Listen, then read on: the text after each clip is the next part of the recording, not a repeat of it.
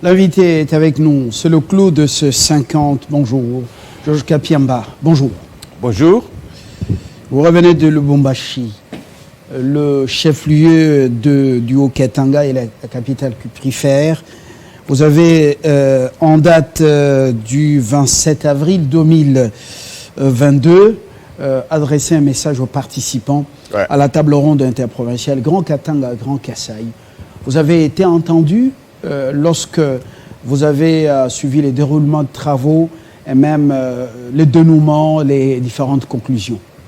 Oui, nous sommes satisfaits d'avoir constaté que notre message a été pris en compte aussi par la plupart des participants, d'autant plus que lorsque vous lisez le rapport général de cette table ronde, on a repris parmi les recommandations ce que nous avions aussi adressé au titre de recommandations. Et donc, nous sommes satisfaits, sans oublier d'abord le fait que l'initiative en elle-même est à saluer, d'autant plus que nous sommes appelés à tout moment à nous mettre autour d'une table lorsqu'on se rend compte qu'il y a des petits problèmes qui peuvent perturber les vivre ensemble. Vous l'avez souligné, des petits problèmes. Est-ce que ça valait la peine, ce grand rendez-vous, mobiliser l'espace Grand Kasaï à travers les élus, par moment les exécutifs, donc les responsables de l'exécutif, mobiliser également le Grand Katanga? Est-ce que ça valait la peine que le chef de l'État y aille? Bon, je crois que il revient au chef de l'État lui-même de pouvoir donner plus de raisons qui l'ont justifié ou déterminé à y aller.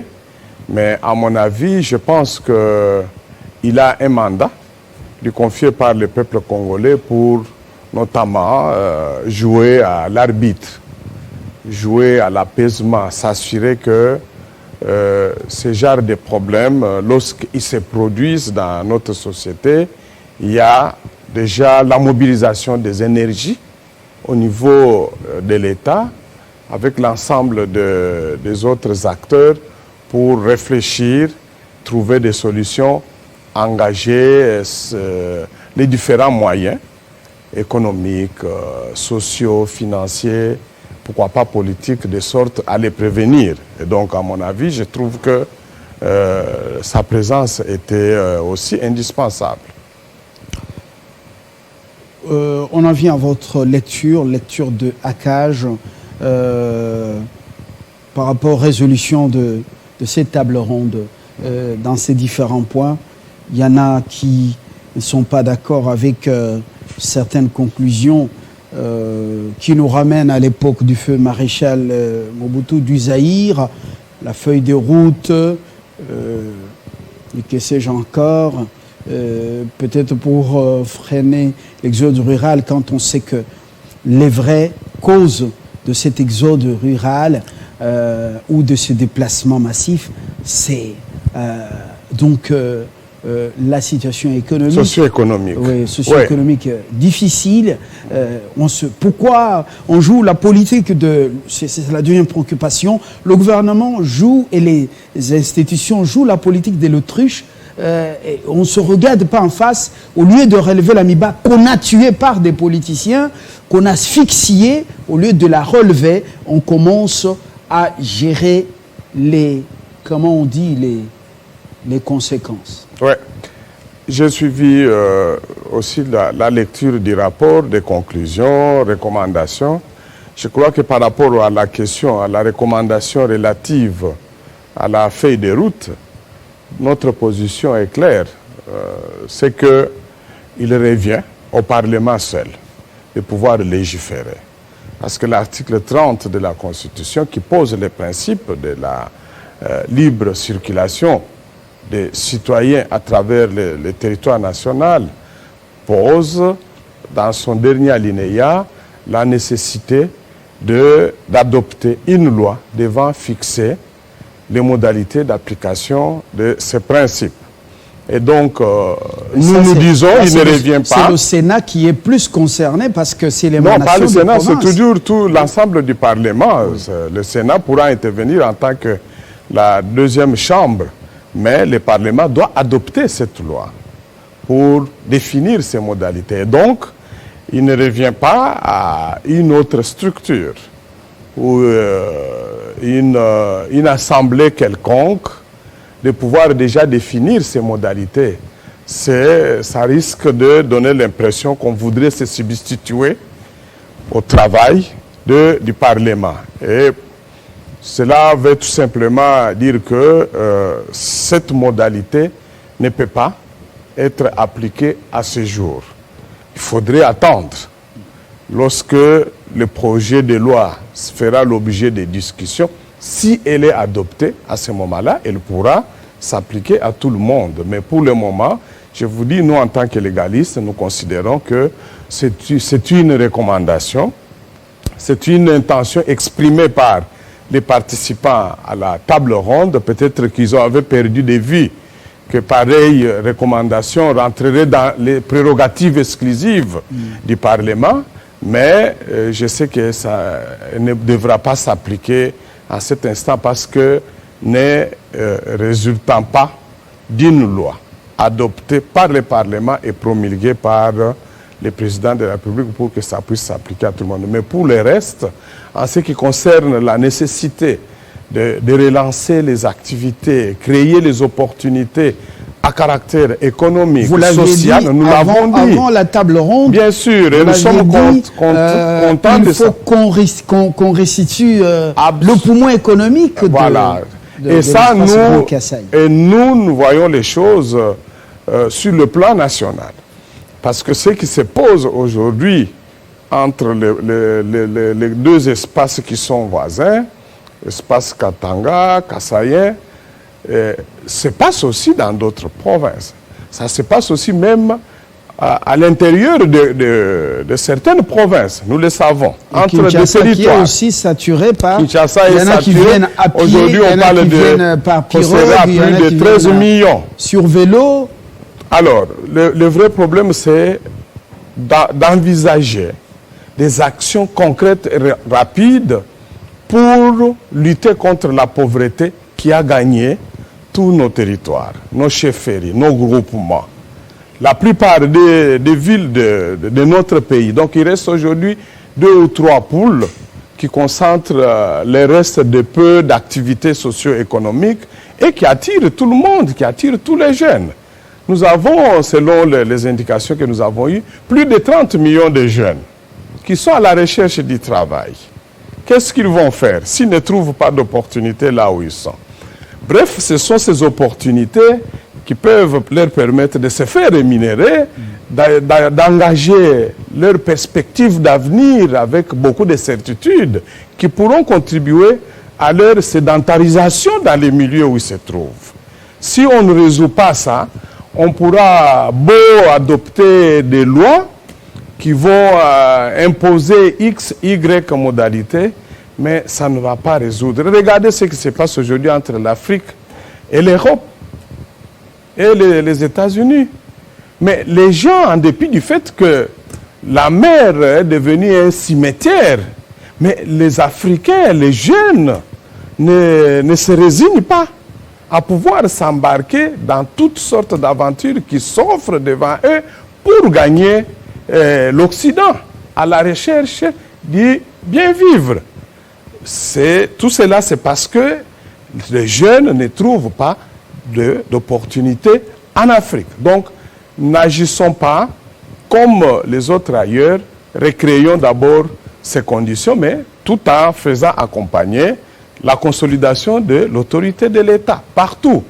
Ça veut tout simplement dire que tout le monde doit se sentir être soumis à la loi et respecter les lois, sachant que lorsque vous violez la loi, vous allez vous exposer à des sanctions. Je crois qu'avec ça, nous pourrons, d'ici 1 année, 2 ans, rétablir la sérénité, renforcer la solidarité, pourquoi pas, mais aussi contribuer à vivre ensemble, à cette cohabitation pacifique entre les tribus et les communautés. Mais à cela s'ajoute la vigilance de nous tous.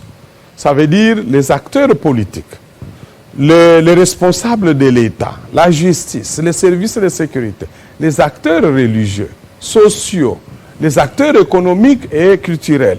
Nous devons veiller à ce qu'il n'y ait pas quelques-uns parmi nous qui chercheraient à surfer sur cette misère, sur cette pauvreté, pour en faire au moins un argument de repositionnement politique. Surtout c'est-à-dire attiser que nous commençons à regarder les échéances électorales de 2023. Les pêcheurs à nos troubles veulent bien capitaliser. Et donc, ce genre de personnes doivent faire l'objet de dénonciations par nous tous. Est-ce que, quel que soit leur bord, nous devons contribuer à la déconstruction de ce genre de discours, les discours d'appel à la haine. Ça ne veut pas dire qu'on doit abandonner les autres hypothèses qui sont nécessaires pour résoudre les problèmes, mais ça aussi, ça fait partie parce qu'il faut décourager ces pécheurs en nos troubles. Alors, mais qu'est-ce que vous proposez comme accage à ceux qui dirigent, quand on sait que les services de renseignement, services de sécurité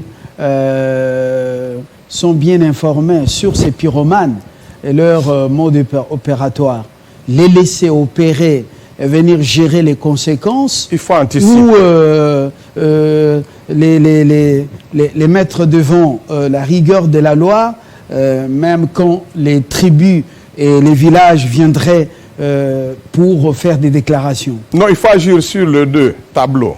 La prévention, l'anticipation. Dans la prévention, il faut aussi considérer qu'il y a une sous-composante, l'éducation, sensibilisation. Ça, c'est principalement le travail des organisations de la société civile, des églises, qui doivent s'investir. Les acteurs culturels, qui doivent par leur chant, par leur théâtre, parmi sensibiliser. Les prédicateurs, il y a plus de pyromanes. Ah mais si ceux-là démissionnent ou transforment leur position pour se poser finalement en pyromane, mais il y a le deuxième tableau sur lequel l'État doit jouer, c'est la répression. Il faut réprimer pour à la fois lancer les messages, un avertissement aux autres potentiels pyromanes qui doivent savoir que la République démocratique du Congo est un État de droit démocratique. Certes, la liberté d'expression, d'opinion est reconnue, garantie à tous, mais cette liberté doit s'employer avec responsabilité. Ça ne veut pas dire que vous allez utiliser votre liberté d'expression pour mettre du feu à la case. À ce moment-là, la justice doit s'occuper de vous. Le juge aura des oreilles, en fait, aura du mal à écouter des choses comme ne touchez pas à notre frère, ne touchez pas à notre sœur. Non, le juge, lui, est censé, lorsqu'il accomplit son action d'administrer la justice, de dire le droit, il est censé fermer ses oreilles par rapport à toutes sortes d'attaques, toutes sortes d'interférences ou de pressions. Il ne peut pas écouter. ACAJ est la première organisation non gouvernementale à faire déclaration, non, le respect des droits de l'homme, voilà. Non, mais le respect des droits de l'homme ne voudrait pas dire que lorsque quelqu'un viole les lois, qu'il jouisse de l'impunité. Le fait pour la justice d'appliquer la loi rentre dans cette mission, dans l'obligation de l'État d'assurer la protection des victimes, des personnes qui auraient été touchées ou lésées, frustrées par les propos ou les actes posés par la personne poursuivie. Si l'État, à travers son entité justice, ne le fait pas, n'agit pas, l'État à ce moment-là devient coupable. Pourquoi? Parce qu'il néglige la nécessité de rétablir la victime dans ses droits. Donc, l'exercice des libertés publiques, des libertés individuelles, s'accompagne toujours de la responsabilité et chacun doit savoir que l'exercice de ma liberté s'arrête là où commence la liberté de l'autre, les droits des autres. Et je dois le faire tout en respectant. Et d'ailleurs, c'est ça ce que dit la loi. Je dois exercer ma liberté tout en respectant l'ordre public, les bonnes mœurs. Lorsque l'ordre public vous dit vous ne devez pas utiliser votre micro, votre caméra, pour inciter les gens, par exemple, à la haine tribale ou ethnique contre les autres, et vous le faites, à ce moment-là, c'est un exercice irresponsable de la liberté publique et la justice pourra s'occuper de vous. Et là, nous, la CAJ, on ne pourra jamais, jamais alors reprocher à la justice d'avoir fait son travail. Donc, dans notre mission, même quand j'étais à Lubumbashi, j'ai parlé avec beaucoup d'acteurs, beaucoup de participants. Je n'ai pas cessé de rappeler cette évidence en disant il faut que chacun sache utiliser sa liberté, jouir de ses droits tout en respectant l'ordre public, tout en respectant les droits des autres et protéger les vivre ensemble. Les vivre ensemble, mais fait partie de l'ordre public. Lorsque vous mettez devant un auditoire en train d'haranguer les gens pour pousser les gens à s'attaquer contre X, Y à cause de son appartenance soit raciale, tribale ou ethnique ou régionale, vous vous exposez. Alors, lorsque nous avons des reproches contre l'État parce que l'État n'arrive pas à accomplir ses devoirs vis-à-vis des citoyens, notamment de contribuer à créer des opportunités pour tout le monde, pour tous les jeunes, nous devons nous en prendre à l'État. Ne cherchons pas à nous en prendre à ceux qui sont dans la situation des victimes. Voilà ce que les messages que nous n'avons cessé de faire passer. Et pour le moment, je crois que les médias, la société civile, nous devons tous surveiller maintenant la mise en œuvre de recommandations les plus utiles qui ont été adoptées, notamment la nécessité pour l'État d'agir, de créer. Il y a les programmes du développement de 145 territoires. Nous encourageons ça. C'est parmi des solutions. Il y a urgence de mettre en œuvre ce programme. Exact. Et qu'il soit palpable, et que l'argent sorte. Sûr. Et qu'il y ait des travaux afin que les jeunes soient attirés par leur milieu d'origine. Exact. Leur milieu d'origine. Ou leur milieu, leur milieu d'habitation. D'habitation. Ils doivent construire, développer leur milieu, rendre leur milieu aussi attractif par rapport aux autres Congolais qui peuvent aller y passer des jours, par exemple, en termes de vacances. Il ne faudrait pas que les gens pensent qu'il faut se concentrer en un seul endroit pour ainsi créer le bonheur de tout le monde. Non, ça, je crois que nous devons, aux responsables politiques, les médias, nous les responsables de la société civile, des religieux, de nous investir dans cette sensibilisation. Mais nous faisons la sensibilisation, nous devons exercer davantage de pression sur le gouvernement pour que les volets économiques, volets financiers ne puissent pas être négligés. Il est plus que temps pour que le gouvernement passe du discours aux actes concrets par rapport au programme de développement des 145 territoires dont nous pensons être vraiment faire partie des solutions à donner, non seulement pour l'espace Kasaï, mais pour toutes les provinces de la République démocratique du Congo. La pauvreté, aujourd'hui, se partage à travers toute la République. Nous qui voyageons, nous savons. Nous ne devons pas lire les choses à travers seulement les grandes agglomérations ou les chefs-lieux de certaines provinces où il y a quelques activités. Des activités d'ailleurs qui sont pratiquement en informel. En informel. Alors, en informel, vous sentez que l'économie est entre les mains des étrangers qui décident de quoi nous devons être gavés comme nourriture. Mais nous continuons à les vivre. Et tout ça, voilà. Nous continuons à les vivre. Nous avons vu ici pour la réduction des prix des produits de première nécessité. le gouvernement avait décidé d'élaguer un certain nombre de frais jugés inutiles et inopportuns. Mais ces opérateurs économiques ont désobéi, se sont montrés récalcitrants, ont refusé catégoriquement d'appliquer la vraie structure. Qu'est-ce qui rend faible notre État vis-à-vis même des citoyens de troisième zone dans leur pays? Mais ici, les tout-puissants. Pourquoi l'État est faible? Mais l'État est faible parce que ces animateurs n'arrivent pas à relever les défis. C'est-à-dire quoi? Ils mettent dans les poches l'argent venant de ces opérateurs économiques? Mais vous savez que nous sommes là dans un système qui s'est développé depuis plusieurs années. Et tous les architectes de ces systèmes sont encore là. Certains sont dans le monde des business, d'autres sont dans l'appareil au sein de l'appareil de l'État. Et ce sont ces gens qui continuent au moins à tirer les ficelles de leur côté, qui empêchent tout simplement à ce que l'économie congolaise ne puisse devenir l'affaire des Congolais. Alors, ils encouragent. Est-ce qu'ils ont évoqué le problème au cours de cette table ronde? Ils ont évoqué le problème de la pauvreté. Bien sûr. Sans le développement à la base à travers 145 territoires, c'est bien beau, c'est louable, il faut que ça commence. Mais il y a aussi un problème. La pauvreté. Les multinationales pompent les minéraux à l'état brut et ça part. Mais vous savez qu'est-ce qui nous revient?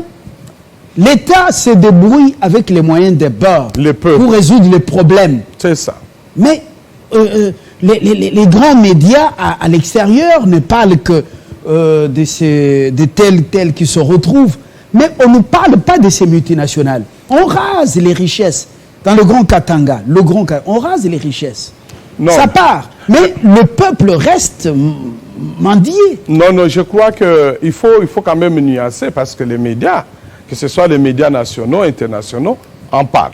Et en parlent depuis des années. Moi-même, j'ai l'expérience, c'est depuis 1998 que nous étions dans des actions de mobilisation, que ce soit au pays, à l'étranger, et nous sommes toujours accompagnés par ces médias pour sensibiliser l'opinion nationale et internationale sur le pillage des ressources naturelles de la République démocratique du Congo. Mais ça reste au niveau du verbe. Oui, je le sais. C'est le slogan. Je le sais. Doumbouya, en Guinée-Conakry, il vient de prendre la décision de les appeler. Il dit, désormais, vous ne transformez pas les matières premières ici. Voilà. Il n'y a pas de raffinerie. On vous retire l'agrément. On vous retire l'agrément. Tout à fait. Bon, je crois, opération de situation ou quoi. Mais le problème qu'il pose est vrai. Voilà. Pourquoi nous sommes faibles? Je crois que nous sommes... Pourquoi nous sommes faibles? En fait, il y a beaucoup de raisons. Il y a beaucoup de raisons, mais j'ai avancé une des raisons ici, c'est que ceux qui doivent agir comme acteurs dans la recherche de la récupération de tous ces biens du peuple congolais, ils sont déjà impliqués dès le départ. Malheureusement, ils apparaissent comme des représentants de l'État qui vont aller à la table de négociation ou qui doivent se pencher sur le dossier pour prendre ce genre de décision, mais il se fait qu'ils se retrouvent aussi dans les coups avec ceux qui tirent les ficelles dans l'ombre. C'est déjà là un premier handicap. Vous regardez aujourd'hui, il y a beaucoup de projets sur lesquels on a annoncé la relecture, la révisitation des contrats. Mais ça traîne. Pourquoi? Parce qu'il y a toujours des complices.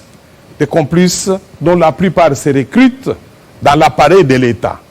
Alors que chargés pour aider l'État à rentrer dans ses droits, ils se transforment en profiteurs, en complices des autres. Pourquoi? Parce qu'on lui fait des propositions de gagner autant et ils acceptent facilement.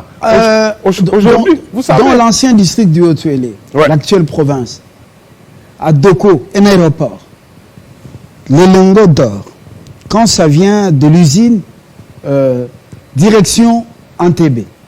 Entebbe, ce n'est pas Dubaï, Suisse, Bon, je ne connais pas la chaîne. Alors, mais Kinshasa, est-ce que Kinshasa connaît combien c'est pompé? Est-ce qu'il y a vraiment des représentants de Kinshasa là qui connaissent l'OCC et les autres services compétents pour savoir qu'est-ce qu'on amène de notre pays vers l'extérieur? Pourquoi cet or ne peut pas passer par Kinshasa? Kinshasa devient la plaque tournante. Mais pour ne pas amener la joie dans l'Afrique, la communauté est-africaine. Pourquoi, quand c'est fait là-bas dans le Grand Katanga, tout passe par la Zambie et ça part? Mais je vous donne un exemple. Pourquoi? Je vous donne un exemple. Nous avons fait plusieurs fois des plaidoyers en mettant sur la table 2 éléments vérifiables. Vous savez que de Lubumbashi jusqu'à Dar es Salaam, on est dans les 2400 kilomètres. Lubumbashi jusqu'à Banana, on est aux alentours aussi de 2400 kilomètres. Mais aujourd'hui, toute la production minière de Lualaba, du Katanga, de Lomami, ça passe toujours par la même voie de l'Afrique australe. Et ça abîme également les routes, parce à bord des camions. Voilà. On a laissé la SNCC à côté. Il y a des gens qui ont tué la SNCC pour se faire de l'argent avec leur compagnie, avec leurs camions de transport. Ça veut dire que si nous voudrons que nos minéraux puissent réellement profiter à notre pays, pourquoi pas relancer la SNCC? Pourquoi pas construire la route qui partirait du Katanga jusqu'à Banana pour faciliter les mêmes mouvements? De telle sorte que quand cette route est construite, elle va entraîner d'autres activités. Est-ce que la décision d'adhérer et ça va donner du travail aux jeunes tout au long de l'Afrique de l'Est, toutes les provinces. Est-ce que ça a été une bonne décision quand on sait que à l'intérieur, on n'a pas assez de routes, à l'intérieur, on a des difficultés, les provinces ne sont pas reliées? Est-ce que ça a été une bonne décision? Est-ce que notre adhésion à cette communauté économique, ça ne sera pas au bénéfice ou au profit d'autres pays de cette parce qu'on a déjà adhéré. On ne peut plus reculer. Ce qu'il faut proposer aujourd'hui, c'est sur quoi tous nous devons travailler et faire des pressions sur le gouvernement, c'est doter les moyens nécessaires, la capacité qu'il faut en termes d'infrastructures, comme vous le dites, en termes de moyens financiers à la République pour nous permettre de faire face dans cette concurrence. Sinon, nous allons devenir tout simplement un marché où tous les autres vont se déverser sur nous et nous serons encore les perdants. C'est ça la crainte. Mais si nous ne le faisons pas, nous avons encore 6 mois pour ratifier. Mais il faut travailler. Voilà pourquoi nous devons faire en sorte que des querelles du genre, de ce que nous entendons, des gens se battent pour des postes, etc. Les Congolais, nous devons abandonner cela, nous occuper de ce qui est essentiel pour l'avenir de notre pays. Aujourd'hui, ce que nous sommes en train de vivre, la misère, la pauvreté à travers tous les territoires nationaux, ce sont les conséquences de la mauvaise gouvernance qui avait été déjà dénoncée il y a, je crois, il y a 20 ans, 10 ans en arrière. Mais les leaders politiques, les gestionnaires, les décideurs n'avaient jamais entendu. Nous espérons que ceux qui sont au pouvoir aujourd'hui, ceux qui pourront le devenir d'ici 2023, entendront au moins ces cris de détresse pour dire instaurons un système de gouvernance qui respecte, qui peut au moins rassurer l'avenir aux jeunes, l'avenir aux générations futures. Ne nous contentons pas seulement de ce que nous-mêmes nous gagnons maintenant, parce que j'entends les gens dire, moi je vais en politique, c'est pour me faire les moyens. Je vais me faire élire en tant que député, c'est pour bien vivre pour moi et pour ma famille. Mais il faut regarder aussi les pays, il faut regarder les autres. Il ne faut pas qu'on s'engouffre comme ça dans la logique tout simplement d'individualisme. Ce n'est pas possible. On ne peut pas être leader pour penser soi-même gagner et faire gagner seulement les membres de sa famille politique ou biologique. Il faut faire gagner à l'ensemble de la nation, au pays tout entier. C'est ce qui vous rendra très fort et ça va vous faire entrer dans l'histoire. Au regard de ce tableau, tout devient prioritaire au Congo. Mais il y a moins de moyens. Tout Ce doit être pays prioritaire, a besoin des milliards. Exact. Nous endetter jusqu'aux ongles. Les besoins sont énormes. Mais est-ce qu'on se dit la vérité, dirigeants et peuple? Est-ce qu'on se dit la vérité? Alors, mais vous savez que... Beaucoup de besoins, moins de moyens, Ouais. mais on laisse le peuple s'entre-déchirer dans le tribalisme, dans les injures, dans les futilités. Alors que le pays est pillé de manière moderne par ceux qui croient que nous sommes les mauvais gouvernants. Ils amènent nos richesses et ils nous donnent des leçons. Mais Fabien, je vous rapporte quelque chose. Moi, quand j'étais, par exemple, à Lubumbashi, ou quand je vais dans beaucoup de provinces, dans mes activités de monitoring ou animer des ateliers, quand je parle avec des jeunes, qu'est-ce que les jeunes demandent? Les jeunes demandent tout simplement d'avoir un environnement socio-économique qui peut leur permettre de se construire un avenir.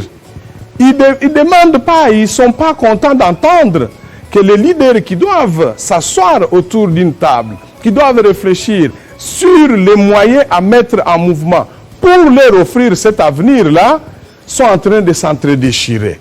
Ou montent d'autres scénarios tout simplement pour distraire ou faire embrigader les jeunes dans des affrontements, dans des violences. Ils ne sont pas contents. Ils disent que mais jusqu'où et jusqu'à quand notre avenir sera-t-il toujours mis en danger?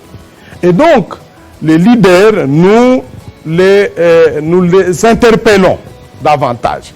Leaders politiques, principalement, leaders religieux, ceux qui ont la possibilité de prendre la parole et d'avoir de l'influence sur notre population, de changer leur discours, de les préparer, les présenter, les construire tout simplement dans le sens de rechercher les biens communs, de provoquer entre les Congolais et les Congolaises au moins cet esprit de solidarité. C'est-à-dire de sorte que lorsque nos compatriotes de Rutshuru sont en détresse, il faudrait que nous qui sommes à Kinshasa, vous qui êtes à Matadi, qui êtes, je ne sais pas, à Bumba, où vous devez vous sentir concernés et proposer des solutions, leur apporter une assistance et frapper sur le gouvernement pour dire trouver rapidement des solutions pour nos compatriotes qui sont en détresse à Rutshuru. Donc nous devons abandonner cette guerre de nous tirailler inutilement. Ça nous fait perdre du temps et ce n'est pas le pays qui en sort grand. Ici à l'océan, toutes les années, les barils, c'est 50 000 barils par jour. Voilà. En offshore et en onshore. Et un navire vient, il pompe, il part. Je ne sais pas s'il y a un Congolais qui met son nez là-bas, qui connaît le nombre de barils. C'est parmi Toutes les années, c'est toujours comme ça. Depuis Chevron jusqu'à Pérédoro. Alors finalement, est-ce qu'on nous dit la vérité?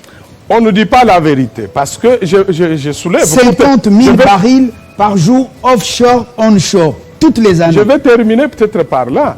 Mais aujourd'hui, on est en train de construire. On est tous engagés dans la construction du port à eau profonde. C'est une bonne chose, c'est un bon ouvrage. Mais est-ce que nous nous posons la question, où savons-nous qu'est-ce que nous, les Congolais, nous pourrons envoyer en exportation, qui pourra passer par ce port-là, pour que notre port puisse être attractif? Ou nous le construirons tout simplement pour continuer à importer. Alors nous sommes quel peuple? Voilà le moment où nous devons réfléchir en disant nous allons mettre beaucoup de moyens parce qu'on s'endette des milliards pour construire ces ports. Mais comment allons-nous rentrer dans nos frais? Capitaliser. On va capitaliser. Qu'est-ce qu'on va envoyer? Voilà sur quoi nous devons travailler maintenant, sur la production interne. Je termine. Nous parlons de plus en plus de l'industrialisation entre la RDC et la Zambie pour produire des batteries électriques, dont les composantes sont notamment les lithium. Est-ce que nous savons ce qui se passe réellement sur les mines de Manono qui regorgent le lithium? Qui en sont propriétaires aujourd'hui? Est-ce que l'État congolais a-t-il encore la même mise sur cette mine? Quel est le pourcentage, sa part, au nom du peuple congolais? Voilà les questions les plus importantes. Entre-temps, la jeunesse qu'on oppose chante les louanges des hommes, les louanges des femmes. Voilà, c'est malheureux. Merci, Georges Kapiamba. C'est moi qui vous remercie. À très bientôt, très bonne journée. L'actualité en langue nationale, je vois, ils vont se succéder tout à l'heure pour vous fixer.